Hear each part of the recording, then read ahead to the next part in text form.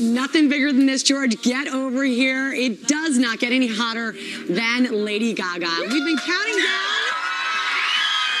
We have been counting down all morning long, all week long for that matter, to the exclusive world premiere of Gaga's brand new music video for Applause, the first single off her new album, Artpop, officially out today. It's already #1 in dozens of countries. Congratulations. And we're going to see it exclusively in just a moment. But first, we want to catch up with you. Hello. Hi.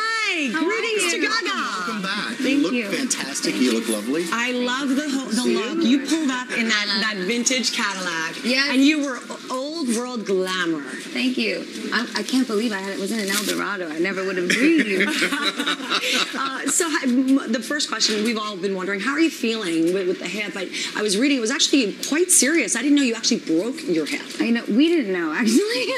I had no idea I broke my hip until I think it was the third MRI that I had, because we had to do quite a few tests to really figure out what was wrong. But I'm okay now, and I really worked on my rehab very diligently, and I thought nothing but my fans every minute since that tour ended. Tell us about that, working on the rehab, because that must have been very arduous. It was intense, and especially because I'm such an active person and I love performing so much. It was challenging to stop performing. That was the hardest part, not seeing the fans, not performing, not playing music. But you'll actually see it in one of the scenes in the video. I actually rehearsed lying down a lot.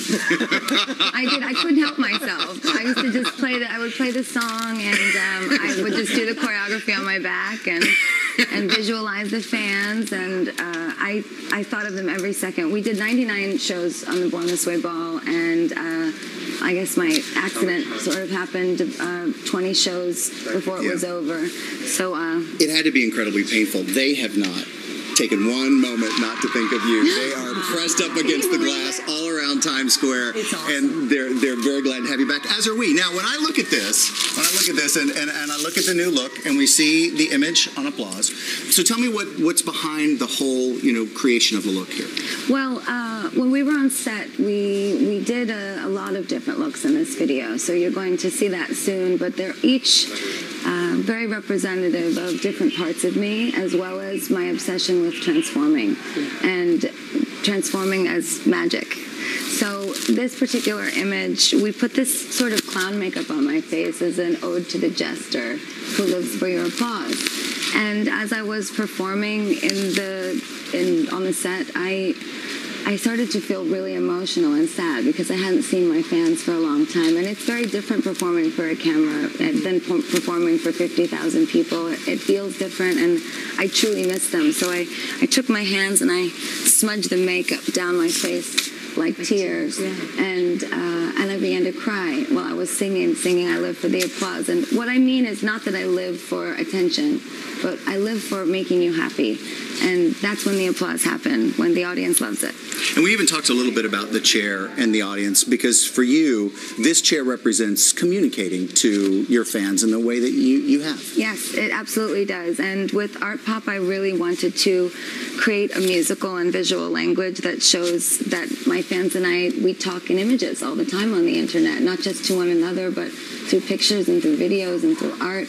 On littlemonsters.com, which is a social media site that we built dedicated to Little Monsters, I talk to them constantly. And this chair is really indicative of what I want to say with this campaign. I'm not just a musician, I'm also a creative mind. How did being forced not to perform for some time, how did that change your creative process?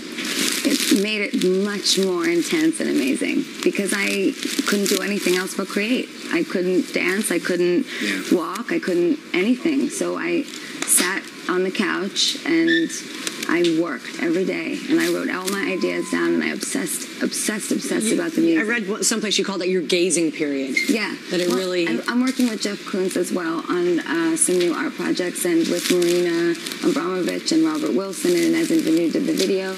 And Jeff, when he talks about art, I literally just, I sit there like this and fan myself. I mean, wow, he's so incredible. But the gazing ball is something that he's used in his work and in his previous, most recent exhibition at the Gagosian.